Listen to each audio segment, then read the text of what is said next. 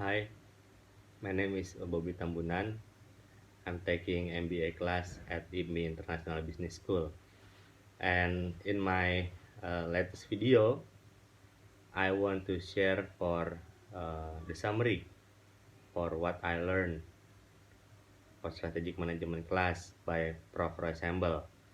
And also that will be including the mind mapping, of course, material according to myself. At the beginning, when I start this class, from the title strategic management, I believe that this course is it will be difficult, and it was very difficult. But I think this is the hardest course so far because I'm not learn only in the several part of the analysis, but I learned for the full part of analysis of the business from the start to the end of the business. So this is a very great lesson learned for me, especially during this COVID era. We cannot meet each other in the class, so we do online. And thanks God that Prof. Roy able to survive from the COVID and have been recovered, and see you soon, Prof, in the college. And relate to the strategic management itself, when we talk strategic management is about ongoing plan, monitoring, and analysis and assessment, the last part of the all necessities an organization need to meet its goals and also objective. Changes in business environment, especially during this VUCA era, and then after COVID pandemic, it will require organization to constantly assess their strategy for success. If they keep the existing strategy, I believe that they will have some barrier or some concern to run the business in order to get the high profit margin. The strategic management help organization take stock of their present situation, chalk out strategies, and deploy them, analyze the effectiveness of the implemented management strategies. And strategic management concept is around organization clear understanding of its mission and its vision. That's the part, the beginning part, if we want to analyze the strategy. We should firm about the mission and the vision of the company for where it want to be in the future and the value that will guide its action. And also the process require a commitment to strategic planning, a subset of business management that involve an organization ability to set both short and long-term goal. And strategic planning also includes the planning of strategic decision, activities, and research allocation needed to achieve those goals.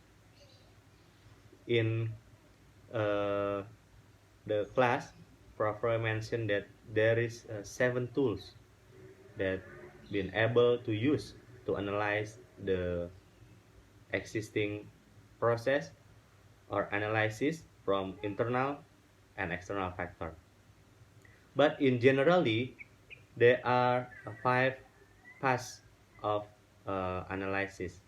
First is assessing the organization current strategic direction.